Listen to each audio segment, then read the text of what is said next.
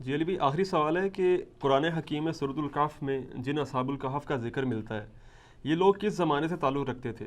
کیا یہ انبیاء کرام علیہم السلام تھے یا ان کے صحابہ کرام علیہم رضوان تھے؟ پلیز ان کے واقعے کی تفصیل بھی بیان کر دیں، کیونکہ سننے میں یہ بھی آیا ہے کہ جہاں سیدنا یونس علیہ السلام کی مچھلی اور سیدنا عزیز علیہ السلام کا گدھا اور سیدنا موسیٰ علیہ السلام کی گائے اور سیدنا صالح علیہ السلام کی اونٹنی بھی جنت میں جائے گی، وہاں اصحاب الکہف کا خوش نصیب کتا بھی جنت میں جائے گا۔ چونکہ کتا ایک نجس جانور ہے، اس لیے اسے یہودی عالم بلعام بن بعورہ کے جسم و شکل میں داخل جنت کیا جائے گا۔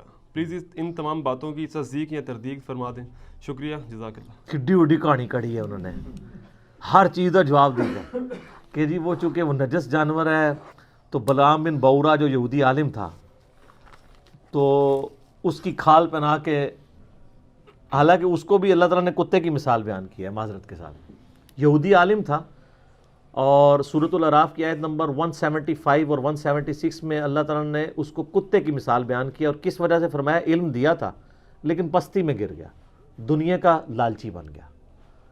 اب اس کی حالت ہے کہ اس پہ کوئی بوجھ لا دے تب بھی زبان ہانپے، نہ لا دی جائے تب بھی زبان ہانپے، لالچی ہے نا۔ تو یہ بالکل جھوٹ ہے، اور میں بتاؤں یہ اس طرح کے جھوٹ جب یہ بولتے ہیں نا تو یہ پکڑے جاتے ہیں۔ ہمارے یہاں پہ ایک بزرگ ہیں، تو وہ جب ہماری دعوت کے ساتھ اٹیچ ہوئے، پروگرام اٹینڈ کیے، 60+ ان کی ایج تھی، تو ان کا دماغ کھل گیا۔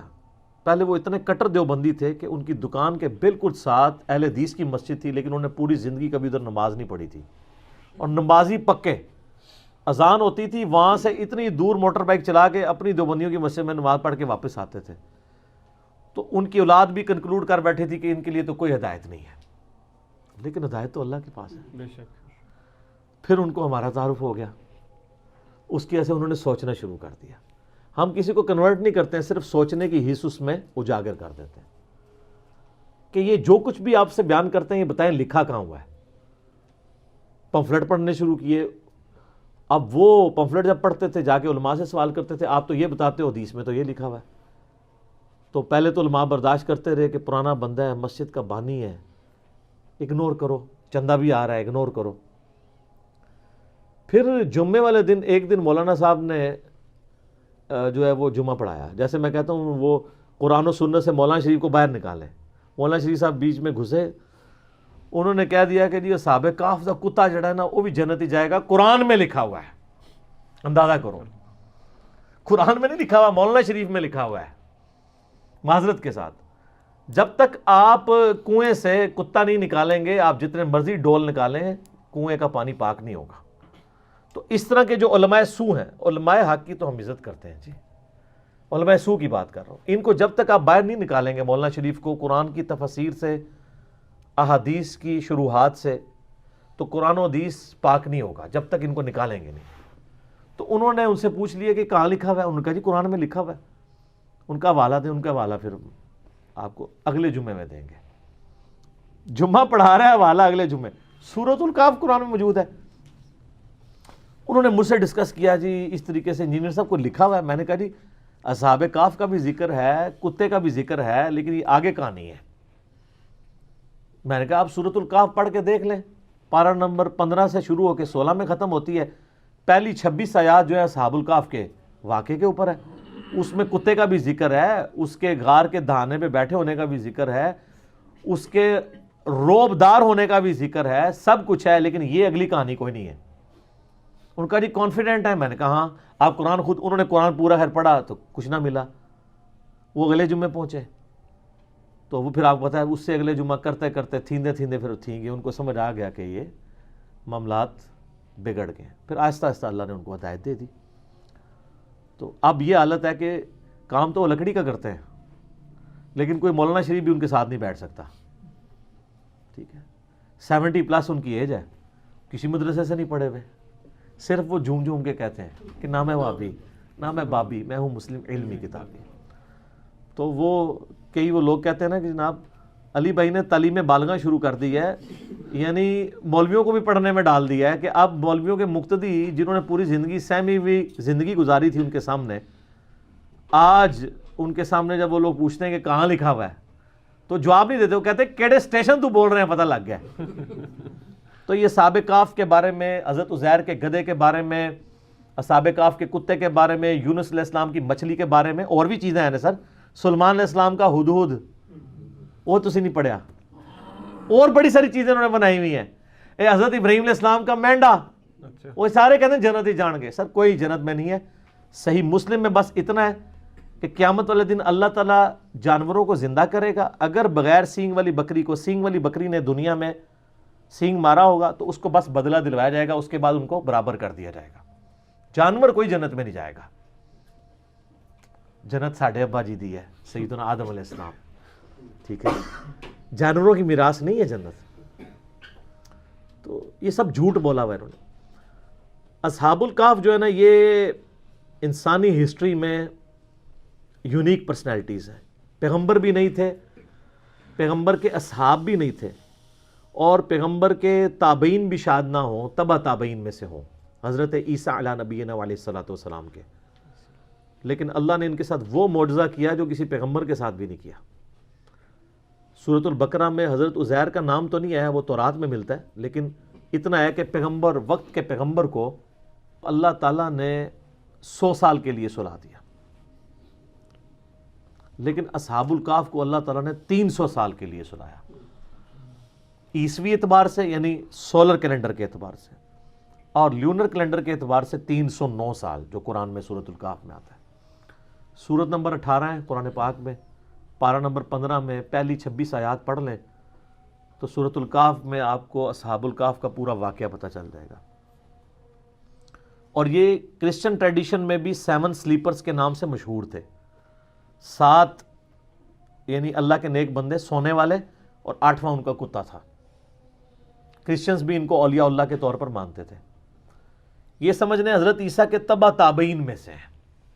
حضرت عیسیٰ علیہ السلام کے رفع سماوی یعنی دنیا سے اٹھائے جانے کے آلموسٹ آپ سمجھ لیں 100 سال بعد کا یہ واقعہ ہے. 146 عیسوی کا، آج چل رہا ہے 2019 عیسوی 14 نومبر. قرآن حکیم میں اللہ تعالیٰ فرماتا ہے چند نوجوان تھے، بوڑھی ہڈیاں نہیں بات قبول کرتی، چند نوجوان. اذ اول فتیۃ الی الکہف فقالوا ربنا آتنا من لدنک رحمۃ وہیئ لنا من امرنا رشدا. چند نوجوان تھے جب انہوں نے ایک غار میں پناہ لی اور وہاں انہوں نے دعا کی، اے رب ہمارے، آتنا من لدنک رحمہ، ہمیں اپنے پاس سے رحمت عطا فرما اور ہمارے ہر معاملے میں کامیابی کی کوئی راہ نکال دے. اتنی کامل دعا ہے. میں اکثر اپنے بھائیوں سے کہتا ہوں اس سب کانٹیننٹ کے معاشرے میں ہم نے اس کمزور سے پلیٹ فارم سے یہ جو دعوت لانچ کی ہے اور آج تمام مکاتب فکر پہ سارے بر اعظموں پہ جا کے چھا گئی ہے، اس کے پیچھے جو روح ہے وہ یہ دعا ہے. کیونکہ میں بھی اللہ تعالیٰ سے یہ دعا کیا کرتا تھا کہ اصحاب الکہف کے ساتھ تو نے غیر معمولی واقعہ کر دیا. پوری رومن امپائر بت پرست ہے اور 7 نوجوان اسلام قبول کرتے ہیں، تو نے ان کے ساتھ معجزہ کیا. آج یہاں سب کانٹیننٹ میں بھی اکثریت دین کے نام پہ گمراہی ہے. ہماری آواز کیسے لوگوں تک پہنچے گی؟ ان مکاتب فکر تک جن کی کروڑوں فالور، لاکھوں مسجدیں، لاکھوں علماء ہیں. اس کے پیچھے یہ راز ہے کہ میں دعاؤں میں، اپنی تشہد کی دعاؤں میں، عام دعاؤں میں یہ دعا آپ دیکھتے ہیں ہر درس قرآن سے پہلے میں پڑھتا ہوں، ربنا آتینا من لدنک رحمہ وہیئ لنا من امرنا رشدا. اس کے علاوہ بھی حضرت یونس علیہ السلام کی دعا، لا الہ الا انت سبحانک انی کنت من الظالمین، اور دعائیں بھی. تو یہ اصحاب الکہف چند نوجوان تھے، توحید کی دعوت انہوں نے قبول کی. بادشاہ کے دربار میں کھڑے ہو کے انہوں نے اعلان کیا کہ ہم تیری عبادت نہیں کریں گے، کیونکہ رومن امپائر میں اس وقت بت پرستی تھی اور اس ایمپرر کو خدا مانا جاتا تھا. انہوں نے کہا تو بھی ہماری طرح کا انسان ہے، اپنے آپ کو نیند سے، کھانے پینے سے آزاد نہیں کر سکتا، ہم تیری عبادت کیوں کریں؟ ہم اس رب کی بات کریں گے جس نے زمین و آسمان کو پیدا کیا. پھر پرسیکیوشن شروع ہوگی. اچھا ہے یہ ایلیٹ کلاس سے تھے، شاہی فیملی سے تعلق رکھنے والے، یعنی یہ لوگ تھے. پھر ان کے دل میں اللہ نے یہ بات ڈال دی کہ پہاڑ میں جا کے پناہ لیتے ہیں تاکہ ہم ان کے ظلم و ستم سے بچ سکیں. تو یہ ایک پہاڑ پہ چلے گئے، ایک غار میں. یہ پورا واقعہ قرآن پاک میں آیا ہے. پھر اللہ فرماتا ہے انہوں نے غار میں پناہ لی اور اللہ تعالیٰ فرماتا ہے ان کو ہم نے وہاں پہ تھپکی دے کے سلا دیا. ہائے ہائے ہائے. اللہ نے کہا میں نے تھپکی دی ان کو, ان کے کانوں پہ تھپکی دی, سو گئے. اچھا یہ جو آیات ہے نا, جس کو رات کو نیند نہ آتی ہے وہ لوگوں کا تجربہ ہے. یہ والی آیات رات کو پڑھ کے سوئیں نا, تھپکی والی تو نیند آ جاتی ہے. ظاہر تجربے سے ہے نا. کئی صحابہ کرام نے قرآن میں کئی وظائف ڈسکور کیے ہیں. میرا مسلم شریف میں حدیث بھی ہے کہ نبی علیہ السلام نے فرمایا زمانہ جاہلیت کے بھی اگر ہیں اس طریقے کے دم مجھ پہ پیش کرو, اگر شرک نہیں تو کرتے رہو. تو اس سے تو بدرجہ اولا قرآن میں سے کسی نے کوئی چیز ڈسکور کر لی, ٹھیک ہے. تو اللہ تعالیٰ فرماتا ہے ہم ان کی کروٹیں بھی بدلا دیتے تھے, بیڈ سول نہ ان کو ہو جائے. کروٹ بھی اللہ خود بدلاتا تھا. ظاہر ہے ایک جگہ لیٹے رہیں گے تو, حالانکہ یہ بھی معجزہ ہو سکتا تھا کہ لیٹے رہیں اور کچھ بھی نہ ہو, لیکن فزیکل فنومینا بھی ساتھ ساتھ چل رہے ہیں. اور اللہ نے فرمایا اس غار کا دہانہ ایسا تھا کہ ڈائریکٹ سورج کی روشنی نہیں آتی تھی, ٹیوب لائٹ آتی تھی. یعنی اس کا دہانہ آپ سمجھ لیں نارتھ کی طرف تھا, تو سورج یہاں سے ہوتا ہوا ادھر چلا جاتا تھا. انڈائریکٹ لائٹ آتی تھی, ڈائریکٹ لائٹ بھی نہیں آتی تھی. وہ سوئے رہے. اور اللہ تعالیٰ ماتا ہے 300 سال 309 سال تک, یعنی لیونر کیلنڈر کے مطابق, اور سولر کیلنڈر کے مطابق 300 سال بنتے ہیں, وہ سوئے رہے. اور پھر میں ان کا ایک کتا ہے جو اس غار کے دہانے پر ہے, اور اس کی اتنی ہیبت ہے کہ اگر کوئی یعنی غار کے دہانے پہ جائے بھی نا تو اس کتے سے وحشت کھا کے وہ بھاگ جائے. وہ حفاظت کے لیے اللہ تعالیٰ نے, اب وہ کتا بھی ایسا تھا کہ وہ ایک جگہ تھا, بس اس کو اللہ تعالیٰ نے ایسے ہی سلا دیا, لیکن اس کا روب ایسا تھا کہ کوئی اس غار کے قریب بھی نہیں جاتا تھا, اگر کوئی بھولا بھٹکا وہاں پہ پہنچ بھی جائے. ورنہ تو جب تک سارے غار نہ جج کیے جائیں پتہ نہیں چل سکتا. اور پھر کافروں نے یہ کیا کہ ان کے ناموں کی تختیاں لکھ کے ان کے اوپر سزا جو تھی, وہ ایک تختی رقیم اسے کہا جاتا ہے, اصحاب الرقیم بھی انہیں کہا جاتا ہے عربی میں, اس غار کا منہ بند کر کے وہاں پہ رکھ دی. اللہ تعالیٰ نے ان کو سلا دیا. وقت کے ساتھ ساتھ شکست و ریخ ہونا شروع ہوا, وہاں سے راستہ کھل گیا. اور اللہ کا کرنا یہ ہوا کہ اسی دوران رومن امپائر کا جو کانسٹنٹائن 2 تھا نا 337 عیسوی میں, اس نے مرتے مرتے عیسائیت قبول کر لی. اب عیسائیت قبول کرنے کا مطلب یہ تھا کہ پوری رعایا نے عیسائیت قبول کر لی, پوری رومن امپائر کرسچن ہو گئی. اس وقت مسلمان, یعنی حضرت عیسیٰ علیہ السلام کے اٹھائے جانے کے 300 سال کے بعد, ورنہ ان 300 سالوں میں عیسائیوں نے بڑے ظلم اٹھائے ہیں ان بت پرستوں کے ہاتھ, وہ تو ایک پوری داستان ہے. تو اب وہ جب اٹھے تو وہ آپس میں کلام کرنے شروع ہو گئے کہ ہم کتنی دیر سوئے ہیں, دن یا دن کا کچھ حصہ. ان کو آئیڈیا نہیں ہوا, کیونکہ علم غیب نہیں تھا اس زمانے میں ہوتا. ان کو حضرت عزیر علیہ السلام کو نہیں پتا چلا میں 100 سال سویا رہا ہوں, ٹھیک ہے. تو اللہ تعالیٰ نے ان کو سلا دیا. اب اٹھے تو انہوں نے خیر آپس میں کیا, پھر انہوں نے کہا چلے ایک بندے کو بھیجتے ہیں. اب جیسے اچھا 300 سال بھوک نہیں لگی, اٹھے تو بھوک لگ گئی, تقاضے شروع, وہ معجزانہ طور پہ سوئے ہوئے تھے. تو انہوں نے وہ اشرفیاں دے کے ایک بندے کو بھیجا اور کہا دیکھنا کوئی پاکیزہ مال لے کے آنا ہے, کوئی ہم تو حرام کا کوئی مال نہیں کھائیں گے. شریعت ساتھ ساتھ چل رہی ہے, اور وہ یہ سمجھ رہے ہیں کہ بادشاہ کا دور ہے, چھپ چھپا کے. ان کو تو پتہ ہی نہیں ہے کہ سر 300 سال گزر چکے ہیں, اور رومن امپائر جو ہے وہ ان کا دین وہی ہے جو ان کا دین ہو چکا ہے. اب وہاں جب پہنچے تو وہاں انہوں نے حالات بدلے ہوئے دیکھے. کسی دکان سے وہ خریداری کرنے لگے تو وہ جب اس نے پرانے زمانے کے سکے دیکھے, اس نے کہا لگتا ہے کہ اس بندے کے ہاتھ کو خزانہ لگ گیا. شور مچ گیا, اس کو پکڑ کے لے گئے. تو آہستہ آہستہ پھر ان کی حقیقت کھل گئی کہ یار یہ تو وہ لوگ ہیں. پتہ تھا ان کو کہ اس طرح 7 سلیپر کسی غار میں سوئے ہوئے ہیں, تو وہ تو پھر وہاں کے اولیاء اللہ ڈکلیئر ہو گئے. پھر اللہ تعالیٰ نے فرمایا کہ اس واقعے کے ذریعے ہم نے ان لوگوں کا ایمان بھی مضبوط کیا کہ اللہ تعالیٰ مرنے کے بعد زندہ کر سکتا ہے, کیونکہ اس حوالے سے کوسچنز شروع ہو گئے تھے, اللہ تعالیٰ مردوں کیسے اٹھائے گا. یہ بہت بڑا معجزہ تھا کہ 300 سال بعد اللہ تعالیٰ نے ان کو اٹھا لیا. اس کے بعد پھر صرف اتنا ہی ملتا ہے کہ لوگوں نے یعنی ارادہ کیے, بعض لوگوں نے کہا کہ اس پہ ہم مسجد بنائیں گے, یہ کریں گے, بعض نے کہا یہ کریں گے. بہرحال ان کی غالب اکثریت انہی کی تھی جنہوں نے اس پہ مسجد بنا لی, جس سے وہ مزارات پہ مسجد کا ثبوت بھی لیتے ہیں. اور اس پہ میں نے کلپ ریکارڈ کرا کے اس کا جواب بھی دیا. آج میں اس مزے کو تیکھا نہیں کرنا چاہتا, اس ٹاپک کو میں چھوڑتا ہوں. بال پھر انہوں نے کہا دعا کی, قرآن میں تو بس اتنا ہی ملتا ہے. اور اللہ تعالیٰ نے ان کی پھر وہاں سے روح نکال لی, فوت ہو گئے. لیکن وہ کرسچن ٹریڈیشن میں اولیاء اللہ کے طور پہ مشہور. ابھی بھی آپ دیکھیں قرآن کے تاریخی مقامات پہ لوگوں نے ویڈیوز بنائی ہوئی ہیں, وہ کبھی کسی غار کو ڈکلیئر کرتے ہیں، وہ اب کسی کو نہیں پتا وہ کون سا غار ہے. بعض لوگوں نے تو ان کی ہڈیاں بھی نکالی ہوئی ہیں کہ یہ جی ان کی ہڈیاں ہیں، وہ اللہ کو پتہ ہے کدھر ہے. یہ اللہ تعالیٰ کی طرف سے بہت بڑا معجزہ ہوا ان کے لیے، توحید والے تھے. لیکن اللہ تعالیٰ نے اس قصے کو بڑا لائٹلی بیان کیا ہے. اس حوالے سے اللہ نے کہا ام حسبت ان اصحاب الکہف والرقیم کانوا من آیاتنا عجبا، کیا تم یہ گمان کرتے ہو کہ یہ جو اصحاب کہف اور اصحاب رقیم تھے یہ ہماری قدرت کی کوئی عجیب نشانی ہے؟ کوئی عجیب نہیں ہے، اللہ تو اس سے بڑے بڑے کام کر رہا ہے. ہائے ہائے ہائے سر، اسی لیے میں کہتا ہوں کائنات میں ہونے والی ہر چیز معجزہ ہے، لیکن ہم ان معجزوں کے عادی ہو چکے ہیں. سر، انڈے سے چوزا نکلنا یہ اصحاب کہف کے 300 سال بعد اٹھنے سے بڑا معجزہ ہے. انڈے میں دور دور تک ہمیں کوئی چیز نظر نہیں آتی کہ اس سے اتنا خوبصورت چوزا نکلے، اس کی اتنی ایروفائل پیاری سٹرکچر ہو پروں کی، اس کے اندر گردہ ہو، دل ہو. یہ تو پھر میرا فیوریٹ ٹاپک ہے، گھنٹوں لگ جائیں گے. لیکن ہم اس معجزے کے عادی ہیں. ایک بے قدر بیج کا 6 ارب گنا بڑا درخت بن جانا یہ اصحاب کہف کے معجزے سے بڑا معجزہ ہے. یہ ہم سارے آبزرو کر رہے ہیں معجزات، لیکن ہم عادی ہو چکے ہیں. تو اللہ تعالیٰ نے اس کو ڈینائی کیا. اللہ نے کہا تم کیا سمجھتے ہو یہ بڑا بہت بڑا معجزہ ہے، تم نے یہ گمان کیا. ام حسبت ان اصحاب الکہف والرقیم کانوا من آیاتنا عجبا، کیا تم یہ گمان کرتے ہو یہ بڑی عجیب یعنی معجزات میں سے؟ اللہ تعالیٰ اس سے بڑے بڑے معجزات کر رہا ہے، ہر چیز اس کے قبضہ قدرت میں.